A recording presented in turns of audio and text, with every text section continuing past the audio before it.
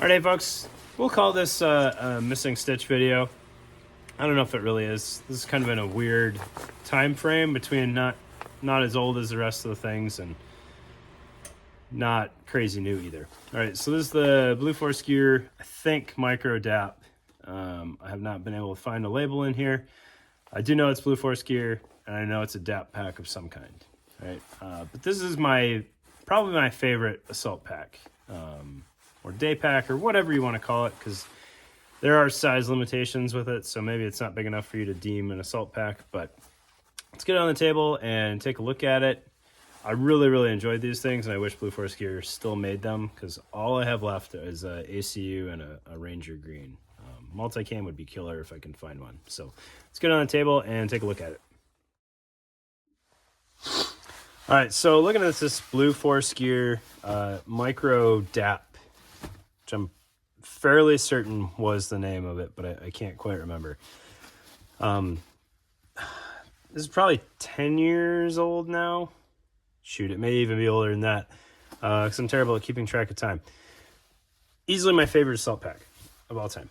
All right, so let's walk through the features of kind of what sold me on it and why I like it so much, and maybe there's a modern day replacement that I'm not aware of. So Blue Force Gear DAP pack. So it is, for starters, it is a full clamshell, which is awesome. Especially previous career field, I like the idea of a full clamshell pack. So if I want to have tools and whatnot, I can lay the pack completely open and access anything that I need to.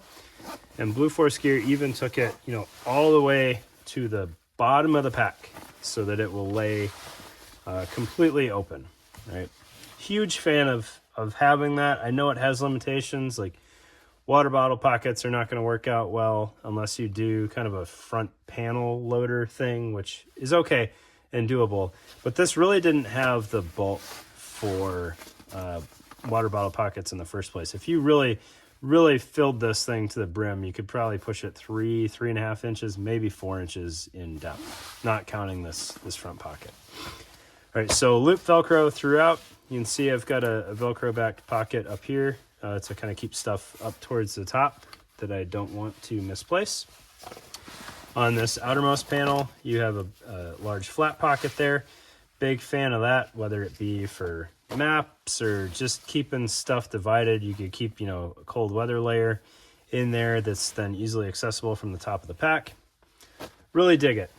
Looks like I tried to start this thing on fire at some point in time. I don't know if I threw some time fuse or something in there. I'm not sure.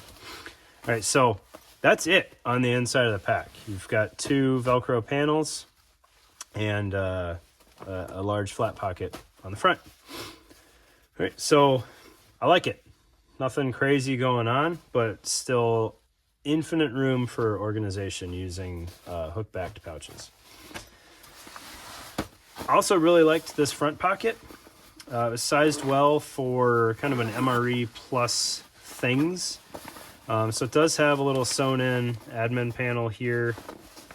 A little bit wider spot here. Not quite wide enough for most of the compasses that were available at the time, but you've got kind of some pen pockets and then maybe a right in the rain. That looks even snug for that. This one does not open all the way, so you won't lose things out of the bottom. And you can see it's just kind of there. It worked well for night vision goggles, MRE, like I said. If you wanted to keep some potentially wet cold weather layer stuff or wet weather layer in there, worked well for that. Poncho, Whoopee fits in there if you kind of cram it in. It works out well. And then it's got this strange single row of PALS webbing here. It looks like at one point in time I pulled off the shock cord. So there's these tabs. There's 4 tabs on the perimeter of this thing. And then you've got your molly webbing here. And there's actually a pass-through on this Velcro here. So at one point in time, there was a shock cord kind of lattice on the front of this thing so that you could tuck things on there if you needed. I don't think I ever used it for anything crazy, so that's probably why I ditched it. If you don't need this pocket, and you potentially need to expand this thing, you could put side release buckles, repair buckles on these tabs, and have kind of a hitchhiker type pocket on there, and that would work out okay. I don't think I ever did that, but it's an option. Okay.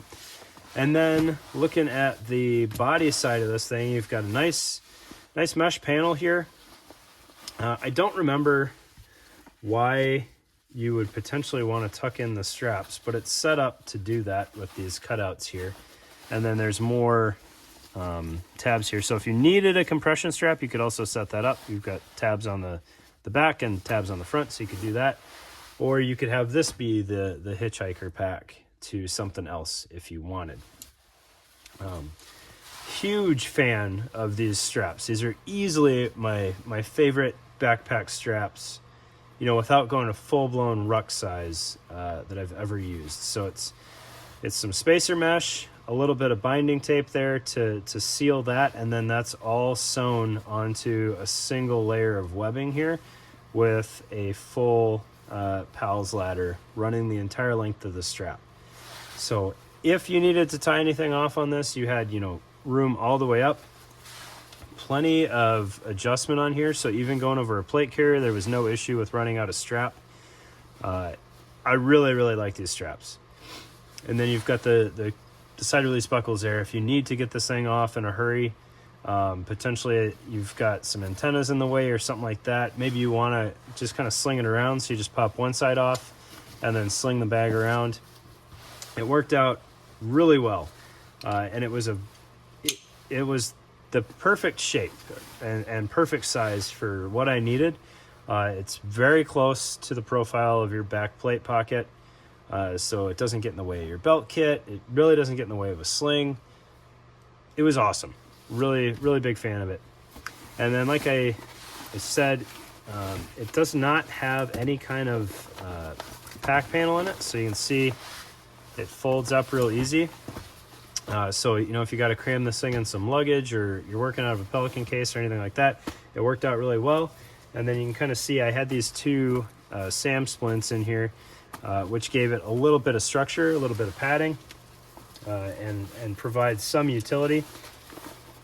So those fit in there, and they keep the bag kind of a little bit more rigid, at least to the body of that. The carry handle is this nice thick webbing here. A very comfortable carry handle, so you can sling this thing around while it's fully loaded. It'll also work well for, you know, hanging the pack. It's a good webbing. You know, this 1-inch webbing, you get that as a carry handle a lot on things, and it feels a little iffy when you're clipping a carabiner around there and tying it off to something, but this one works out really well, right? So like I said, the micro DAP, there was a micro Molly DAP. I don't know what it was called, but it didn't have this front pocket on it, and it had Molly webbing. And then there was this pocket, I believe, was on the front face with a zipper running across it. So it was very similar in size to the old Cobra packs, or Molly Cobra packs. I can't remember what they were called, but you know, this was Light Fighter in its prime is about when these got released. So they're pretty old now, but if you can find one, absolutely pick one up. Love these packs. If you've got one that you don't want in a color that I don't have, hit me up, because I'll collect the rainbow on these things. These are awesome. But I appreciate your time, guys. Pitch me ideas for older kit that still meets all your needs, and you prefer it to some newer kit, because I still haven't found an assault pack that beats this thing. So appreciate your time, guys. Have a great one.